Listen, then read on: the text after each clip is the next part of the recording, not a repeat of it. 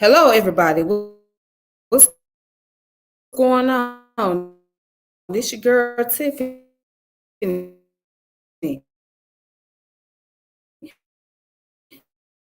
I'm here live in effect. So today I want to get to the topic about the organization that deals with focuses on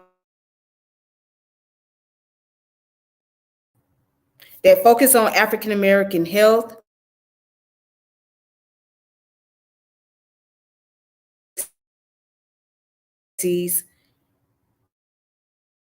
uh, discrimination. So this organization,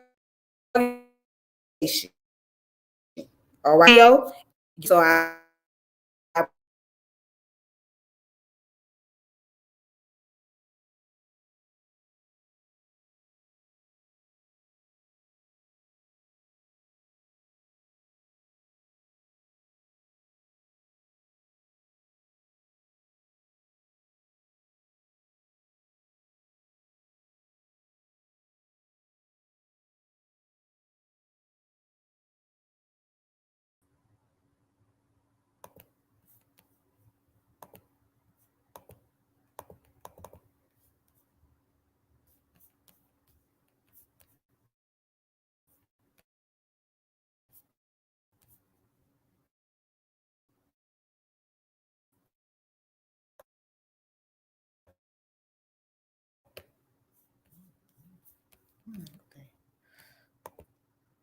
okay.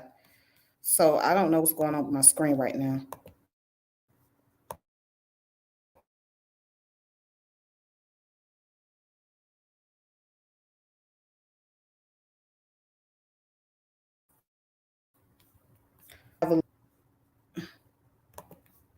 All right.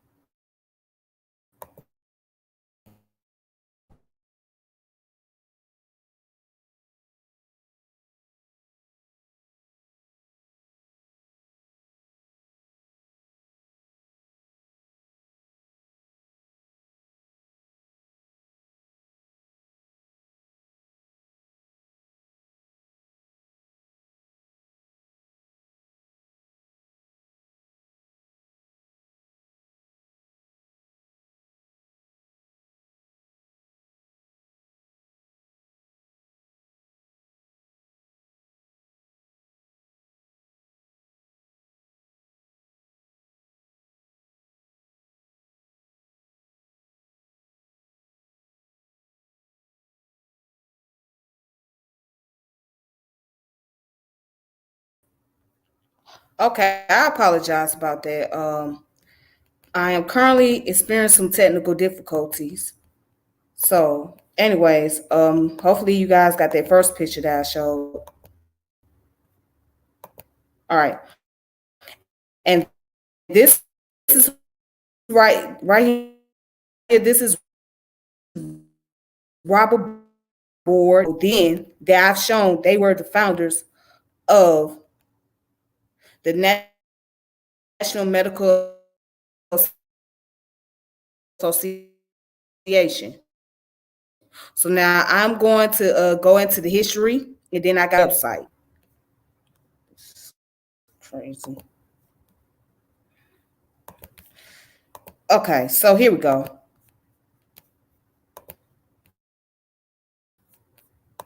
Now, down here, the introduction says the National Medical Association is the largest and oldest national organization representing African American physicians and their patients in the United States.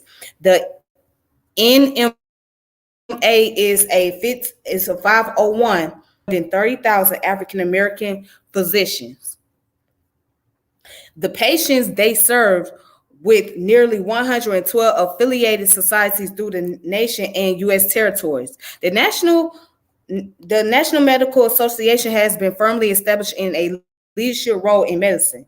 The NMA is committed to improving the quality of health among minorities and disadvantaged people through its membership, research, and partnerships with federal and private agencies. Throughout its history, the National Medical Association has focused primarily on health issues related to African Americans and medically underserved populations. However, its principal goal and initiatives and philosophy encompasses all ethnic groups. It says, conceive in no spirit of racial exclusiveness, of fostering no ethnic antagonism, but born of the exigencies of American environment. The National Medical Association has for its object the banding together for mutual cooperation and help of the conade professions of medicine, surgery, pharmacy, and dentistry. And it was written by C.V. Roman, MD, MNA, founding member and first editor of the Journal of the National Medical Association in 1908. All right. So yes, I got some journals that I can read to you guys once I get done with this article from WikiOne. Now let's look at the history. Okay, so during the Jim Crow era in the southern part of the United States, state laws and social custom mandated the racial segregation of medical societies, medical facilities, and medical education. Recognized by 12 Black doctors attending the Cotton States and International expositions in Atlanta, Georgia. So yes, it was founded in Atlanta, Georgia. The first president was Robert F. Boyd, and Daniel Hale Williams served as the vice president. All right. And it says the National Health Insurance, the NMA, dedicated to promoting the interests of those of African descent, contributed to the National Health Insurance Dialogue from 1900 to 1950. Despite its rather marginal size, starting in the mid-1910s, the NMA advocated a compulsory health insurance, primarily the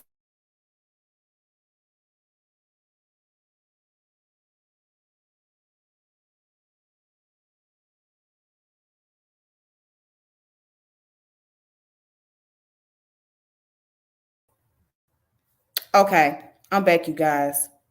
So the service is acting up. So let me go back to where I was reading.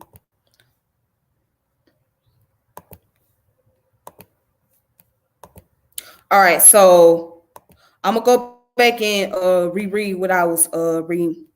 Let's go back to the part where it says National Health Insurance.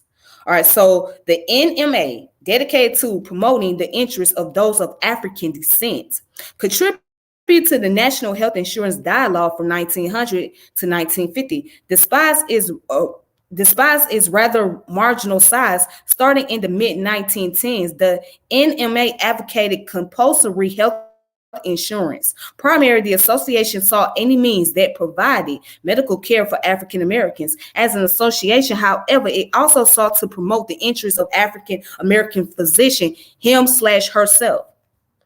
From the mid-1910s to the late 1940s, the American Medical Association acted as the mainstream medical profession voice. Yet numerous African American doctors were unable to join MA due to the lack of county medical societies and or because of local bigot practices, thereby limiting the number of African American AMA members. To exacerbate matters further, the NMA's leadership continued to support compulsory health insurance, while AMA members largely distanced itself from such a scheme due to A, the Red Scare, B, the belief in the U.S.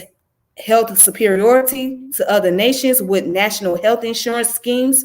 And C, the argument that a national health insurance will be potentially ruin the sacred practitioner-patient relationship, struggling between providing medical care for African Americans as well as maintain the voice of African American physician. The NMA was initially divided on these issues from the late 1930s to the early 1950s. Now let's look at what Red Scare is real quick. Okay, what is Red Scare? A Red Scare is the promotion of a widespread fear of a rise of communism or anarchism by a society or state. The name referred to the red flags that the communists use. The term is most often used to refer to two periods in the history of the United States, which are referred to by this name.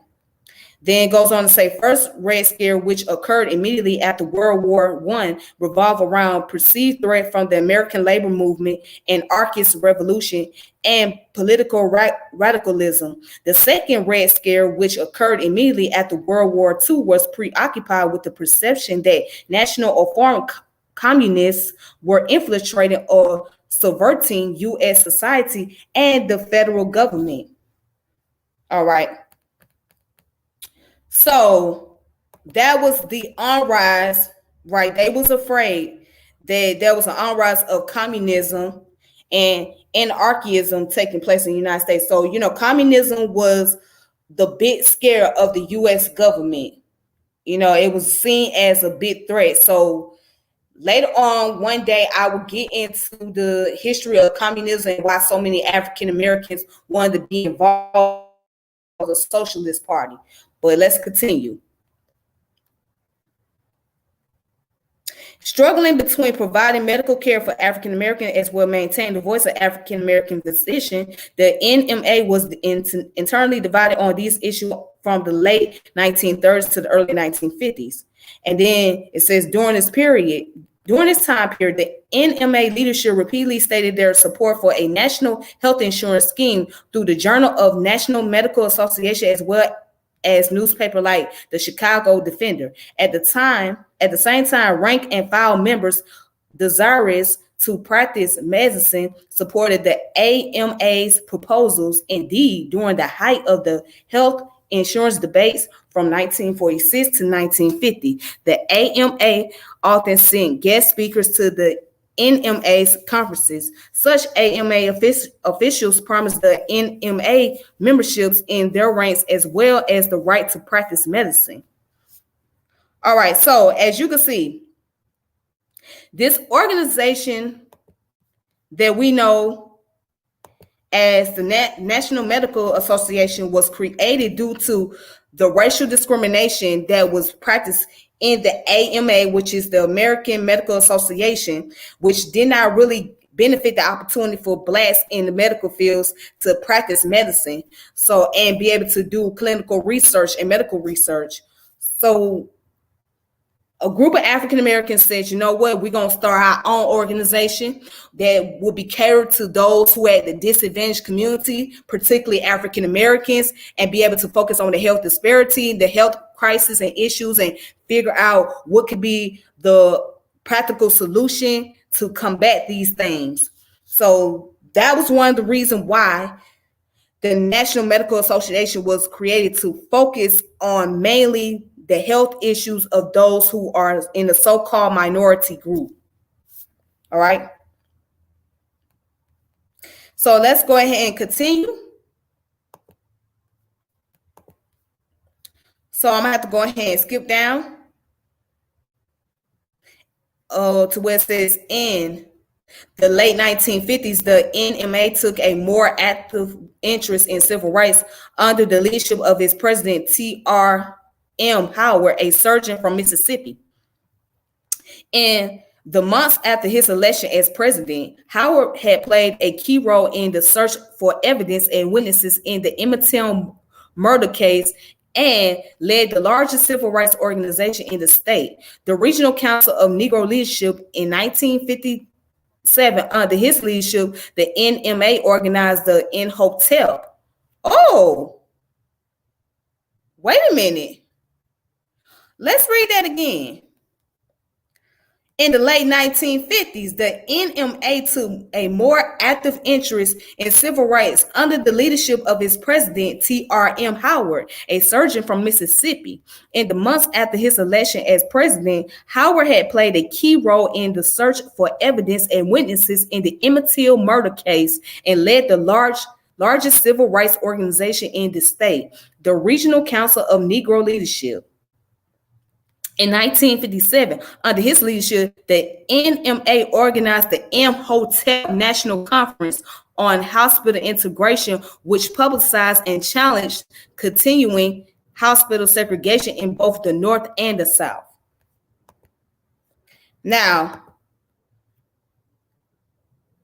there has been hospitals, right, that was catering to white people, but when they began to integrate blacks and other groups, then became segregated. So blacks will be at the bottom, whereas the whites will be at the top, or they be on the other side. So it was segregation practices in hospitals, in the emergency rooms, etc. Yes. And that was a problem right there. See, racism does affect health. And I have looked at a documentary about that, which regard to how racism linked to health issues. So yes, it does link to health issues, especially when that disadvantaged group is not getting proper care or adequate health care. They find themselves dealing with more health problems due to stress, due to emotional issues, also due to all kind of mental illness, things of that nature. So yes, racism will affect your health. It will tremendously do a serious damage to your health.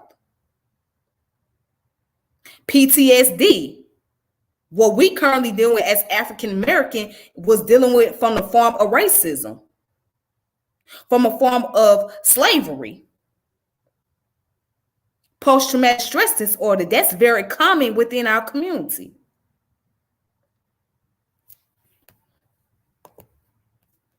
But let's go ahead, let's continue. Now it says the NMA Convention and Scientific Assembly. Nearly every year since its founding in 1895, the NMA has held the annual convention and scientific assembly, which is regarded as the nation's foremost forum on medical science and African American health. The NMA is accredited by the Accreditation Council for Continuing Medical Education to sponsor continuing medical education. Through the presentation of CME programs at the National and Regional Convention, as well as at state and local society meeting, NMA members are able to meet Category 1 requirements for the Physician Achievement Award of the NMA and the Physician Recognition Award of the American Medical Association. The NMA offers CME programs in 23 specialties, from aerospace medicine to urology. From aerospace medicine to urology.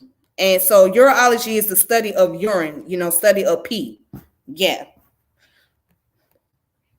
So program awareness. The NMA has conducted national consumer awareness programs in cancer, women's health, radon, secondhand smoke cessation, and immunizations. Further, the work of the NMA and its members has received national exposure on NBC, ABC, Fox, and CNN television stations, as well as numerous radios and major print media each year.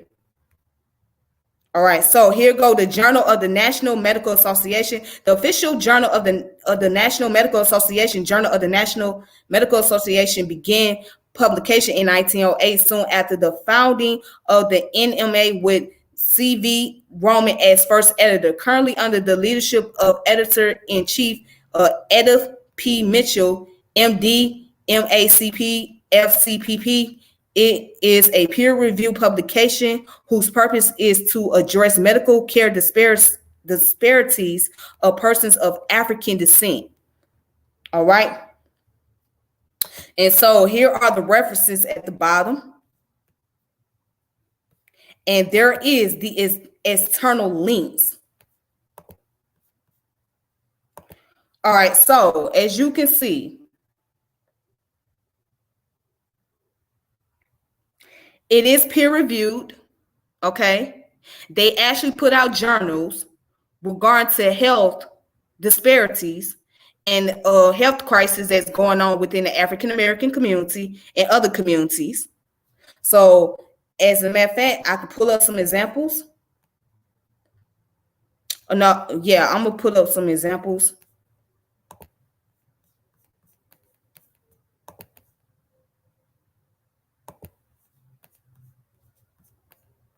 Well, before I go there, here's the website.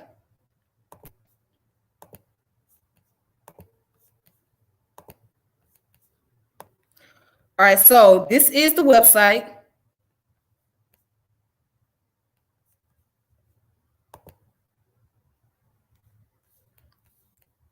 As you can see, it is called nmanet.org. nmanet.org. Yes, this is their website. All right, so you can find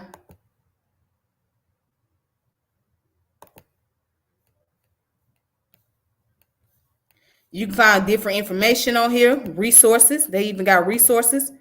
Hold on. All right, they got the journals. See the Journal of the Medical Association right here. Different programs and events. Okay.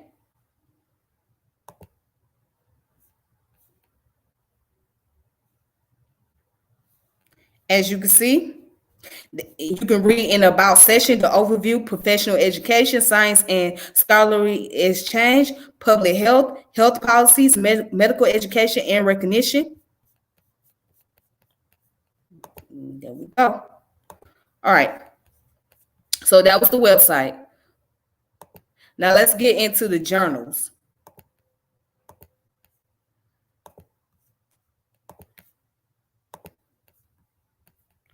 So here's one of the journals here. It's called Measurement of Socioeconomic Status and Health Disparities Research.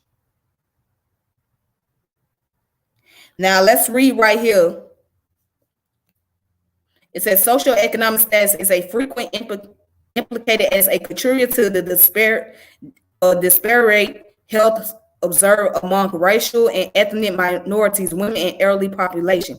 Findings from studies that examine the roles of SES and health disparities, however, have provided inconsistent results. This is due in part to one, lack of precision and reliability of the measures. Two, the difficulty with the collection of individual SES data. Three, the dynamic nature of SES over a lifetime. Four, the classification of women, children, retired, and unemployed persons. Five, lack of or poor correlation between individual SES measures. And six, an inaccurate or misleading interpretation of study results. Choosing the best variable or approach for measuring SES is dependent in parts on its relevance to the population and outcomes under study. Many of the commonly used compositional and contextual SES measures are limited in terms of their usefulness for examining the effects on SES on outcomes and analysis of that data that include population subgroups known to experience health disparities. This article describes SES measures strengths and limitations of specific approaches and methodological issues related to analysis and interpretation of studies that examine SES and health disparity. And this was written in 2007. Now,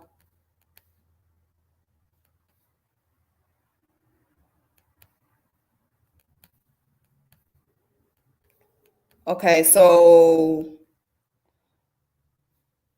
do I want to read all this? Trying to think. All right, so I'm going to start from the beginning. I'm not going to read all the article. It goes into background population that suffer health disparity, the Healthcare Fairness Act of 2000, House Resolution number 3250, as those with a significant disparity in the overall rate of disease incidence, mobility, mortality, and survival rates in the population as compared to the health of the general population.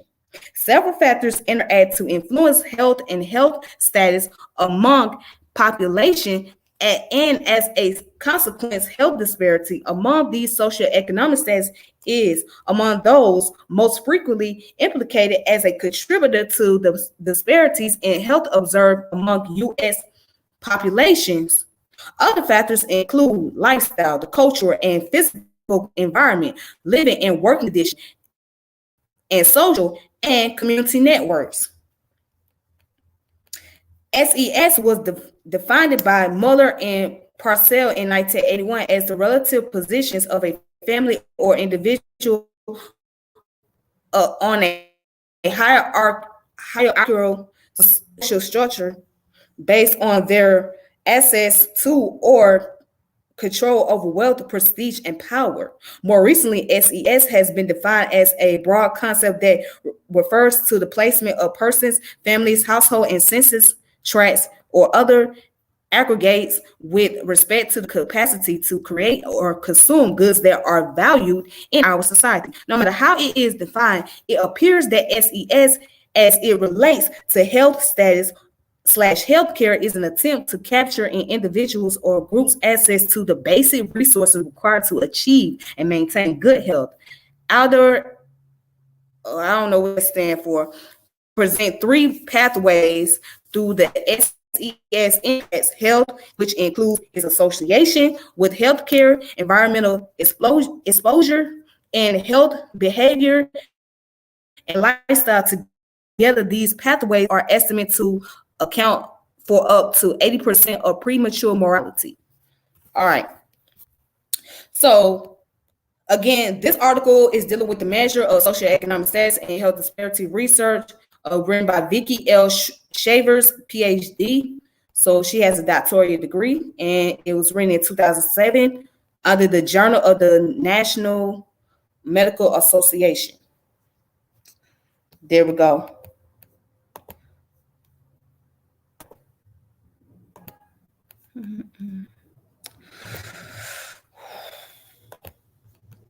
And then there's another source.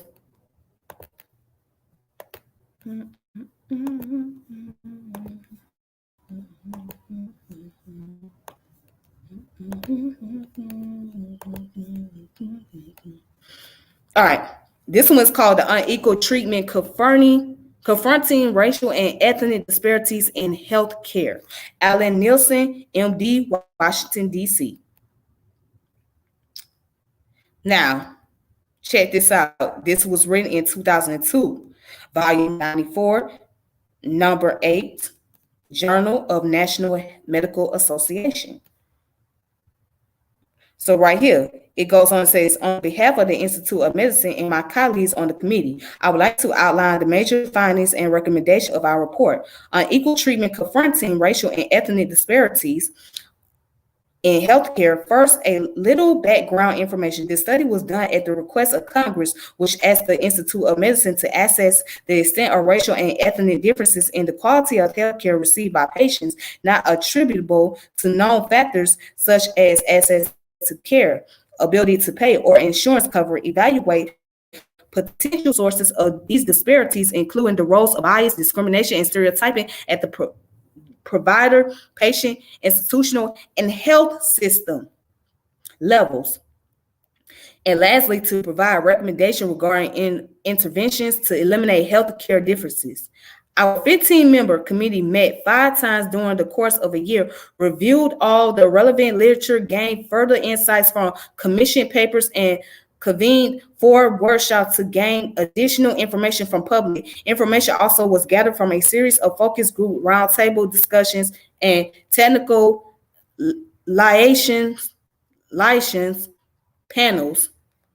As the committee dug deeper into its work, it became clear that there are many complex sources of racial and ethnic disparities in healthcare. This is reflected in the committee's finding and recommendation. Our key finding includes the following. Racial and ethnic disparity in healthcare exists even when insurance status, income, age, and severity of condition are comparable. And because death rates from cancer, heart disease, and diabetes are significantly higher in racial and ethnic minorities than in whites, these disparities are unacceptable. These differences in healthcare occur in the context of broader historic and contemporary social and economic inequality and persistent racial and ethnic discrimination in many sectors of American life. Many sources, including health system as a whole, healthcare providers, patients, and healthcare plan managers contribute to racial and ethnic disparities. Bias, stereotyping, prejudice, and clinical uncertainty on the part of healthcare providers may contribute to racial and ethnic disparity in healthcare, while indirect evidence from several lines of research support this statement. A greater understanding of the prevalence and influence of the process is needed and should be sought through research. Finally, racial and ethnic minority patients are more likely than white patients to refuse treatment, but differences in refusal rates are generally small. Minority patient refusal does not fully explain healthcare disparities. All right. So, and this is coming from an article that was written, all right, under the National Medical Association. So it is peer reviewed, and yes, it is scholarly. All right. So you guys can check it out if you want to look up information regarding to African Americans, health, or African descended people, or any other ethnic groups. You can use this article. This article is still around to this day. Okay. You can look up this journal. The journal is still around to this day. Information are still ongoing research, right? Especially for those of you that are in the medical field. This is a chance for you to take an opportunity, advantage of this opportunity to use this information to do some type of paper, do your little dissertation, whatever you gotta do. This will help you out. Peace, Brother Bakar. Hey, Brother Bakar, I was trying to get in touch with you. I hope you checked your email because I was trying to get in touch with you.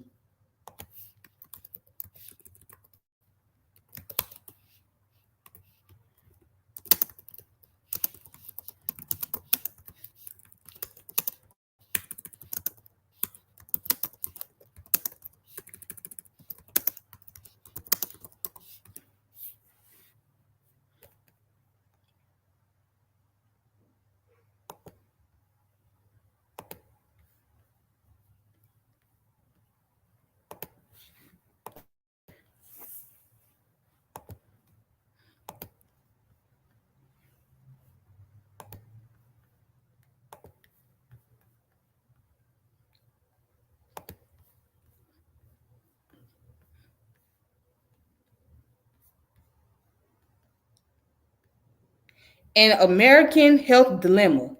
All right, so this source is dealing with information regarding to African American health, the health disparities and whatnot. It goes into medical histories. So it's called An American Health Dilemma, a medical history of African American and the problem of race, beginnings to 1900. All right, so let me go down real fast.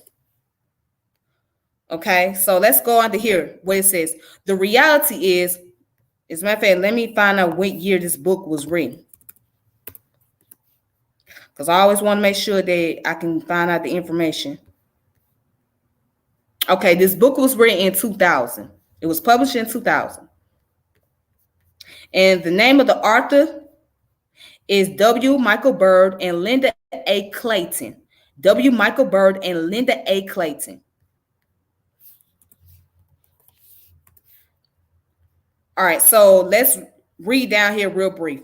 The reality is that poor African Americans' health status and outcomes are not abbreviation. They are pervasive and system-wide. They are a reflection not only of the poor performance of the health system, but also of poor nutrition, being forced to live in toxin-exposed environments, poor housing, poor health habits, and health risky behaviors.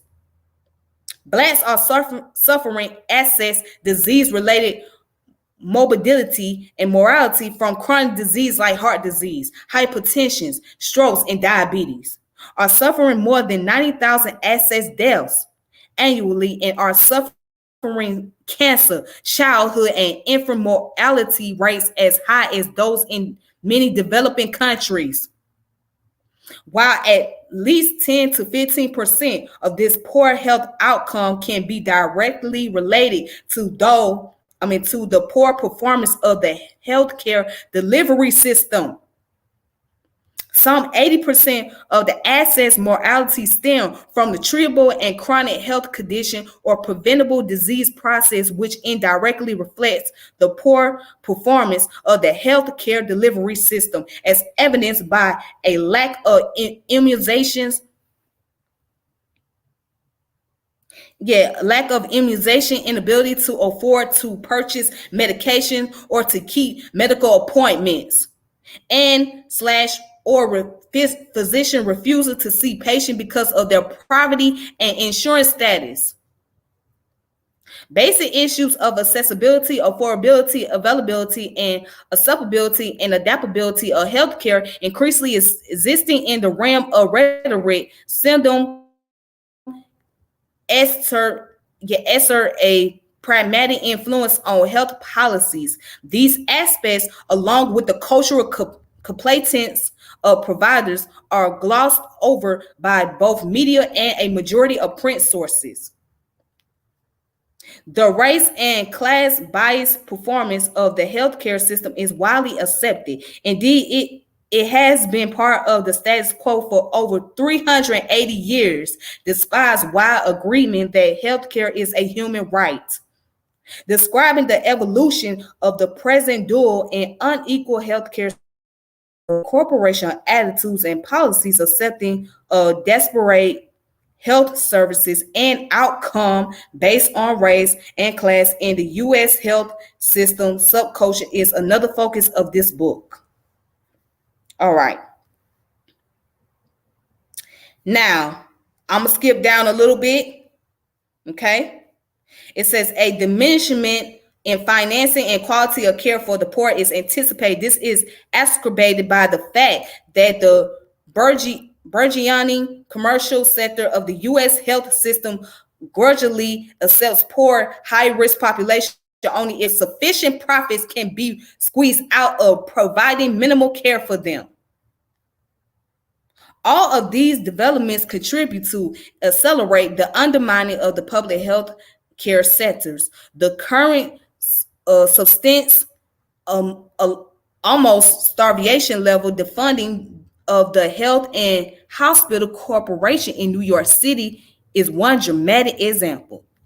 The refugees of this war on poor patients has been forced to immigrate to Medicaid managed care or to the netherworld, tired of the health care system, or receive no care at all. Once their patients face a maze created by the numerous strategies these various tiers of the system use to avoid financial losses incurred from caring for a disadvantaged patient. These include patient dumping, cost shifting, service denials, cream scheming, population for financially attractive patients, and emergency room care denials, shifting services, and service sites enclosure. An increasingly popular tactic is the outright refusal of service to ill patients except in dire emergency at the point of service, which is emblematic of threatened viability of many Medicaid managed care or netherworld services to poor or uninsured patients. The market-dominated ethos that permeates the U.S. healthcare system rarely condemns such practices. All right. So that comes from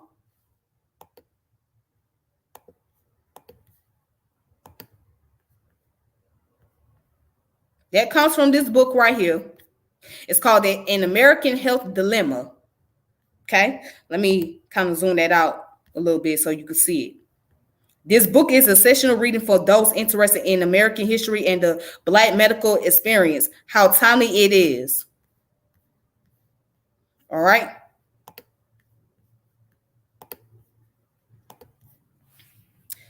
I want to say something. Okay, so that's enough for the information for today. But let me leave off with this.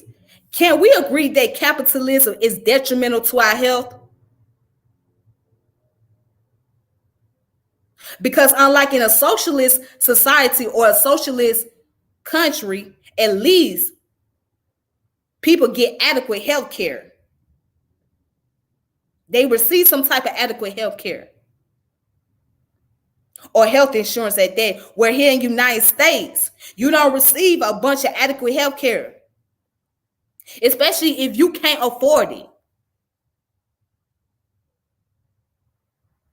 And let's just say you do get some type of health insurance. That health insurance is only good for certain hospitals, and not all of them. That you go to an upscale hospital somewhere out in the suburbs, you'll be paying out your pocket. You'll be goddamn blue in the face trying to pay that damn medical bill. Because some hospital won't even take certain type of insurance. Tell me I'm lying. Certain hospital won't take certain insurance because they feel like they would not get enough money off that insurance company. So that means that you're going to be struggling trying to pay out your damn pocket, or you got to go somewhere else where your insurance can be useful.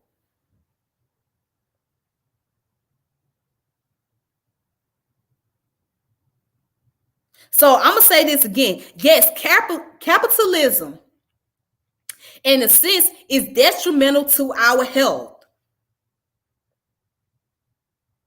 Because you're paying so much money to the insurance company, and it's only making those who own these insurance companies very wealthy. So you'll be paying more out of pocket as a poor person than somebody who is wealthy and rich. They got to pay out of pocket. And hell, they don't need no insurance because they got the money to pay for it. They don't need no health insurance. But people get it as a backup plan. But when they do get health insurance, like they get private health insurance, they get a good deal on that. They get all the adequate health care they need, get the medical attention they deserve. Hell, they can use that at any hospital, even the ones that's upscaled. So the point that I'm making is, yeah, as we can see, the economic system that we're living in, this is why so many people do not like capitalism. This is why people hate capitalism. Because it comes down to issues of Medicare, Medicaid. Shouldn't nobody have to fight for Medicaid? Shouldn't nobody have to fight for Medicare? That should be something that should be automatically in the books, in the government. But it is responsible for the health disparities, especially among the so-called minority people. Anyways, I'm done. So with that being said, thank you guys for tuning in. For those of you that was watching, and if you want to go ahead and share this video, you're more than welcome to share it. If you want to make sure you hit that notification bell and share the link, and also subscribe to the channel, please do so. Until then, may peace and power elevation be to all of you, and you guys take it easy. All right, thank you.